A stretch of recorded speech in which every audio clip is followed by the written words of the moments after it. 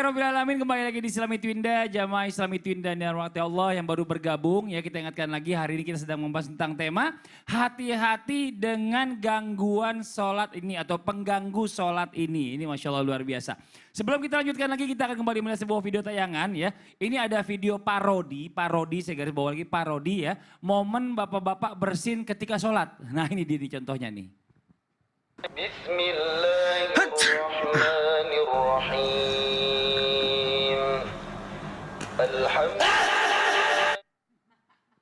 Sampai kaget sebelah. Kenceng banget kan, bener kan? Bapak-bapak kalau bersin tuh kenceng. Kayaknya saya nomor 2 deh. Yang baju hijau itu.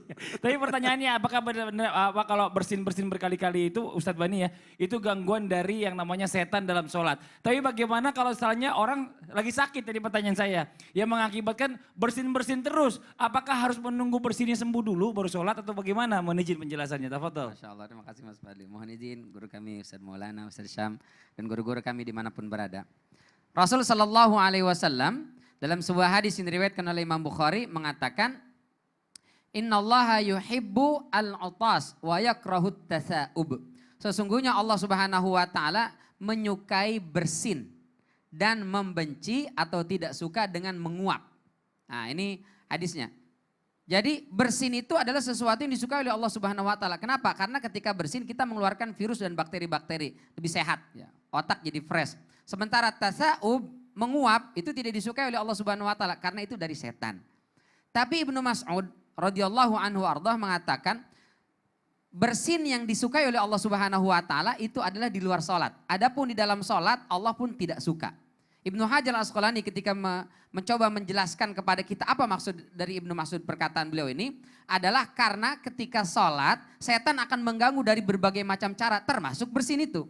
Apalagi mohon maaf, kadang ada orang yang senang bersin itu dengan suara yang ekspresif sekali. Saya. Itu bersinnya pakai U, bukan Hashim lagi. Huashim gitu. Sehingga orang semua terganggu samping kiri kanannya. Nah ini dari syaitan itu tidak disukai. Lalu bagaimana caranya? Ada adabnya. Rasulullah SAW diriwayatkan dalam riwayat Abu Daud dan juga Imam At-Tirmidzi. Beliau itu ketika bersin menutup dengan, mohon maaf, tangan ataupun baju beliau. Ya, ada sebagian guru-guru kita mengatakan kalau menguap tutupnya itu pakai tangan kiri karena dari syaitan. Kalau bersin itu ditutupnya menggunakan tangan kanan. Nah, ditutup, jangan dilepas tapi ditutup. Nah, wa khafadhu biha sautahu dan memelankan suaranya. Nah, tapi jangan, setelah itu jangan salaman ya. Kita apalin yang mana tadi tuh, jangan dijak salaman dulu ya kan takut virusnya nular. Begitu salaman, minggir. Tadi bersin pakai tangan kanannya, Masya Allah. Jadi ada bersin itu ketika bersin, meskipun dalam sholat, ketika sedang sholat, begitu bersin misalnya, itu tetap ditutup dan suaranya dipelankan. Volumenya dikecilin, jangan sampai kencang-kencang. Wa rafa'a biha sautahu. Lalu mengucapkan alhamdulillah. Apakah dia mengucapkan alhamdulillah atau tidak? Kata Syekh bin Baz, dia tetap dianjurkan mengucapkan alhamdulillah. Karena ucapan alhamdulillah itu adalah sana pujian kepada Allah Subhanahu wa taala, itu mendapatkan pahala. Boleh nggak masalah, tapi jangan dikencengin. Bersihnya benar pelan. Alhamdulillah. Di samping kiri kanan akhirnya tergoda, terpancing untuk menjawab. Menjawab ini yang tidak boleh. Muawiyah bin Hakam As-Sulami ketika itu ada sahabat beliau sedang salat bersama Rasulullah, ada sahabat yang bersin. Alhamdulillah. Lalu beliau menjawab spontan, yarhamukallah. Semua mata menatap ke dia. Nah ini sebelum datang syariat dilarang mencuri dalam sholat tadi itu. Yang semua mata batal juga berarti. Itu belum ada syariat tentang itu. Sehingga semua ngelihat ke dia. Dia bingung, kok saya dilihatin, kenapa nih gitu. Lalu, gitu. Setelah itu Rasulullah SAW mengatakan selesai sholat, salat ini semua isinya adalah tasbih, takbir, tahmid, memuji Allah Subhanahu wa taala. La yasluh fiha syai'un min kalamin nas. Enggak boleh ada ucapan manusia. Maka menjawab itu ucapan manusia membatalkan salat, enggak boleh. Ustadz bagaimana? Nauzubillah min dzalik. Bersin sampai mohon maaf keluar ingus misalnya nih. Bagaimana Ustadz? Itulah diantara fungsi adanya sorban. Sorban untuk membersihkan. Tapi salatnya tidak batal karena mohon maaf ingus tidak termasuk najis yang membatalkan salat. Wallahu ta'ala alam Masya Allah, bishawab. apalagi tuh mau bersihin pakai Jadi atret ketika dulu bersin lagi. mengucapin alhamdulillah masih aman. Masih aman. Karena Tapi jangan pujian kencang-kencang. kan? Tapi Oh, jangan jangan kencang-kencang. Iya, pakai Oh atret. dalam hati aja. Mau bersihin pakai atret. Si ada yang Kemarin gitu. tuh aku Ada, iya. dari semalam gak jadi-jadi, pagi-paginya langsung bersih. Maaf, kita lanjut dulu ya. Di depan udah teriak-teriak nih, ada paket katanya. Ini maksudnya video, ada paket datang saat kita sholat. Ini ditanyakannya. Paket.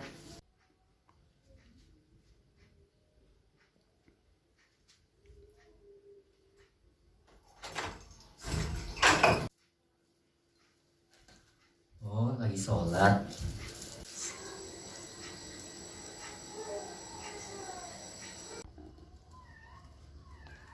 Maaf ya Kang, tadi lagi sholat. Oh iya Kang, nggak apa-apa. Mantap, luar biasa ya caranya ya. Nah tapi pertanyaan kalau rumahnya jauh, depan pakai bel, mundurnya jauh banget dong. Nah ini Ustaz Syam, ini gangguan pada saat kita sholat. Ini kita harus bahas nih ya. Bagaimana nih tata cara dan tata adab yang benar yang diajarkan Rasulullah SAW apabila ada satu gangguan nih. Orang datang ke rumah kita saat kita sholat. Apakah kita diemin aja atau kita coba berusaha untuk mencapai dan kayak tadi. Memberikan tahu kalau kita lagi sholat. Mohon izin silakan Ustaz Syam. Bismillahirrahmanirrahim. Tapi guruku Ustaz Maulana, Ustaz Bani, Mas Fadli, serta guru-guru kami dimakan Allah Subhanahu wa Ta'ala. Maka menyambung apa yang disampaikan guru kita Ustaz Bani, kalamin nas, berbicara kepada manusia. Termasuk diantaranya kita sholat di dalam rumah, ternyata ada tamu yang datang, ada paket gitu ya. Gimana caranya? Subhanallah, mana paketnya udah yang ditunggu-tunggu gitu ya, udah penasaran banget sama paket ini. Maka subhanallah, yang pertama yang dilakukan ketika ada orang memanggil-manggil di luar rumah, maka berikan isyarat. Karena baginda Nabi SAW ketika sedang sholat, ada orang yang memberi salam kepada beliau, maka beliau memberikan isyarat dengan mengangkat tangan beliau. Tentunya Nabi pada saat itu sholatnya di masjid. Orang dari belakang lihat Nabi, ih kayaknya ada Nabi tuh, panggil Assalamualaikum ya Rasulullah. Nabi, dia nggak tahu Nabi lagi sholat, maka memberikan isyarat dengan tangannya. Nah ini kalau kelihatan, bagaimana kalau tidak kelihatan? Maka kalau tidak kelihatan isyaratnya boleh dengan menggunakan suara. Suara dari apa? Suara dari bacaan-bacaan yang ada dalam sholat kita. Misal dalam keadaan ruku, Allahu Akbar, paket. Sami Allahu liman hamidah. Digedein suaranya ketika sami Allahu liman hamidah. Atau pas takbirnya, atau pas bacaannya. Alhamdulillahi rabbil alamin. Karena ada udhurnya, karena ada sesuatu yang ingin dia memberikan isyarat. Berarti dia boleh mengeraskan suara. Satu, mengangkat tangan. Dua, memberikan isyarat kepada orang yang ada di luar rumah. Bagaimana kalau dia tidak mengerti juga? Ini orang kenapa ya? Orang beri salam kok jawabannya sami Allahu liman hamidah gitu ya. Harusnya jawabannya waalaikumsalam gitu. Dia pikir jawabannya salah. Maka bagaimana cara yang ketiga? Cara yang ketiga adalah mempercepat sholat kita. Nah ini kita bicara sholat fardu ya. Kita berbicara tentang sholat fardu. Kalau sholat sunnah beda lagi nanti hukumnya. Nah kalau sholat fardu, kalau yang ketiga adalah mempercepat sholat kita. Bagaimana? Mungkin kita nggak tahu orang di luar ini sangat penting atau sangat urgent ya. Kasihan kalau dia menunggu lama atau ada apa-apa. Misalnya orang tua kita misalnya dan ini adalah sholat fardu. Maka boleh untuk mempercepat sholat kita demi untuk yang namanya membukakan pintu bagi orang yang datang tadi. Atau bagi orang yang mungkin sangat penting urusannya bagi kita. Nah, tiga cara ini biasa kita dengarkan. Nah, yang keempat, ternyata baginda Nabi SAW pernah yang namanya diketuk pintunya oleh Ibunda Aisyah. Diketuk pintu rumah oleh Ibunda Aisyah sedang Nabi dalam keadaan sholat. Maka apa yang dilakukan oleh baginda Nabi SAW dalam riwayat disebutkan, maka Nabi membukakan pintu, membukakan kunci pintu bagi Ibunda Aisyah supaya Ibunda Aisyah bisa masuk ke dalam rumah. Ini diceritakan dalam kitab Bulughul Maram bab sifat salatnya baginda Nabi SAW. Namun demikian cara membukakannya juga ada adab-adabnya. Yang dicontohkan oleh video tadi, falhamdulillah ala kulli hal sudah benar cara melangkahnya. Jadi jangan tiba-tiba langsung maju, langsung buka pintu, langsung mundur lagi. Tidak, tapi gerakannya jangan sampai 3 kali gerakan besar berturut-turut. Ya jadi kalau kayak tadi tidak berturut-turut, maju, diam dulu. Maju lagi, diam dulu. Nah itu tidak berturut-turut namanya. Atau dalam satu gerakan, 3 langkah dalam berdirinya, kemudian gerakan yang lain dalam rukuknya. Namun ini hanya berlaku bagi orang yang sholat dekat pintu. Kalau dia sholat di lantai 2, orang ketok pintu di lantai 1, tidak mungkin dia turun tangga. Maka kalau itu sholat sunnah, ibu-ibu sekalian, jamaah sekalian lagi sholat duha, paketnya datang karena biasanya pagi-pagi paket datang, maka boleh untuk membatalkan sholatnya kalau itu adalah sangat urgent atau sangat penting. Tapi kalau tidak terlalu penting, jangan membatalkan sholat, cukup untuk memberikan isyarat. Yang kedua, Nabi juga pernah bergerak dalam sholat. Ya, kalau tadi bergerak membukakan pintu, mana lagi Nabi bergerak dalam sholatnya yang mungkin ini kita dengarkan mungkin agak aneh atau mungkin sudah ada jamaah yang pernah mendengarkan. Nabi SAW ketika sholat mengatakan kalau ada binatang buas, maka engkau boleh memukulnya. Jadi orang memukulnya kan tidak ada orang sholat sudah sedia kayu.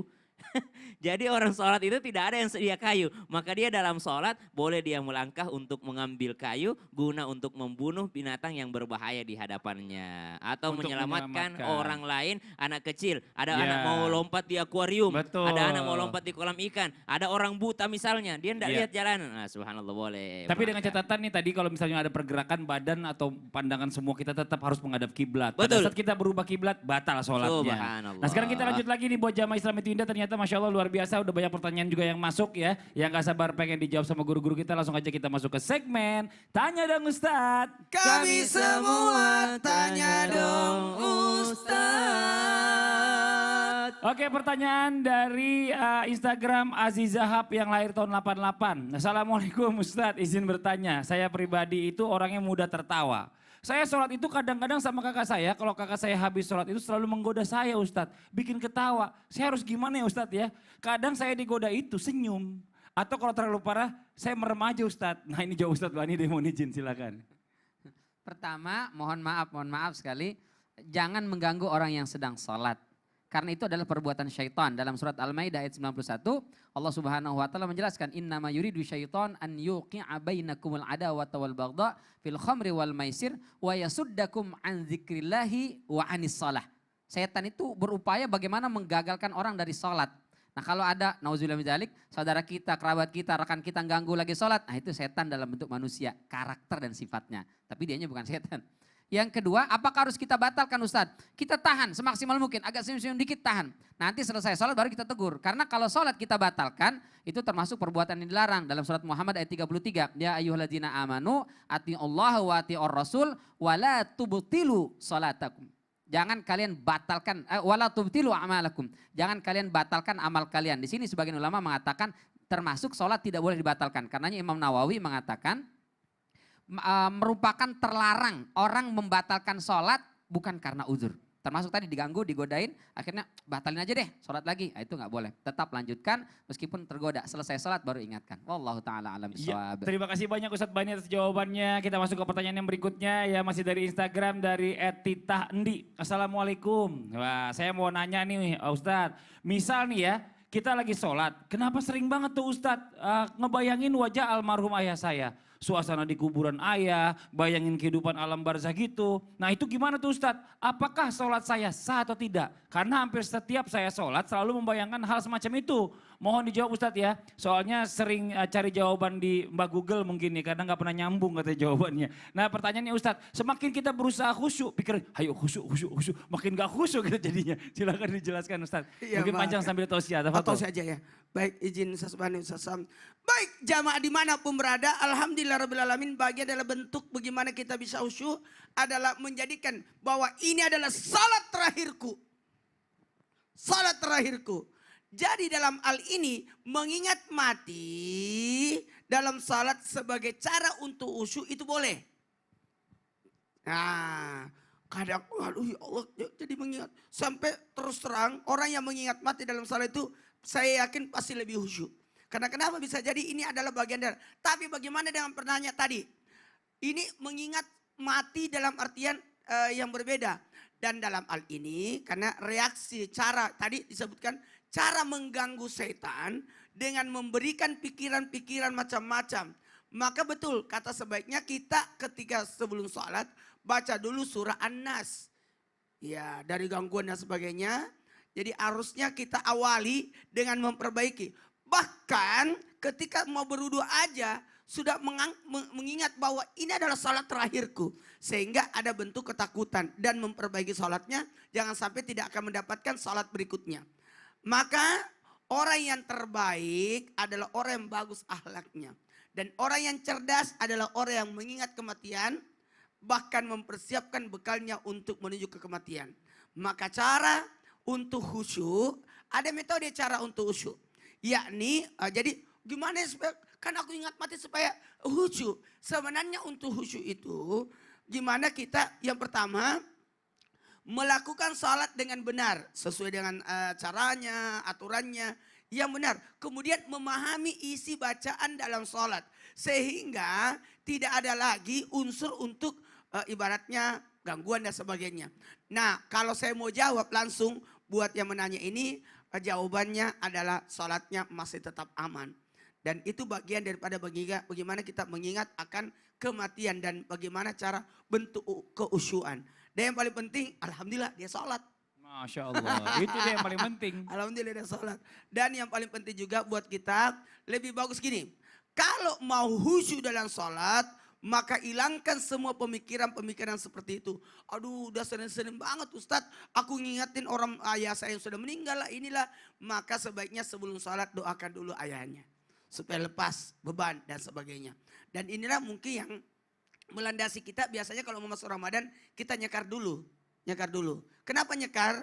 Karena nanti di malam pertama Ramadan atau sahur pertama pasti kita nangis-nangis mengingat orang yang sudah meninggal. Jadi tenang aja, aku kan kemarin sudah ziarah kubur deh. Jadi itu bagian daripada teknik atau cara supaya kita tidak berlarut-larut dalam kesedihan. Cuma yang saya khawatirkan ketika kita salat mengingat orang tua yang sudah meninggal, dikhawatirkan ini namanya meratap. Ataupun mohon maaf kan dalam Islam itu dilarang meratap. Sekali lagi dilarang meratap. Kalau mengingat kematian ketika salat justru itu bisa jadi adalah bagian daripada bentuk keusyuan dalam salat. Tapi kalau jatuhnya meratap jangan sampai nangis kemudian ada ucapan huruf yang keluar takutnya itu menambah bacaan. Apalagi tadi sudah dijelaskan di segmen sebelumnya, jangan sampai ada kata-kata dialog di dalamnya berbicara kepada manusia. Karena salat itu pada intinya adalah bagaimana dialog kita kepada Allah, bentuk tasbih dan sebagainya. Masya Allah, terima kasih banyak Pak Ustadz. Sebentar saya mau izin sebentar ya. Coba boleh berdiri dulu semuanya. Berdiri. Sepatunya boleh dibuka sepatunya. Sepatunya dibuka. Gak apa-apa udah cepetan ayo. Ini saya mau kasih coba praktek juga. Biasanya kan gangguan-gangguan sholatnya banyak. Coba kita rapetin dulu sekarang. Semua rapet sujud dulu. ya. Rapet dulu. Sekarang duduk tahiyat akhir. Ayo. Aku di mana nih? Satu. Tahiyat akhir. Allahu Allahu Akbar. Aduh, ya Allah. Kenapa sih teriak-teriak? Gimana sih? Saya juga sering didudukin orang kayak gitu.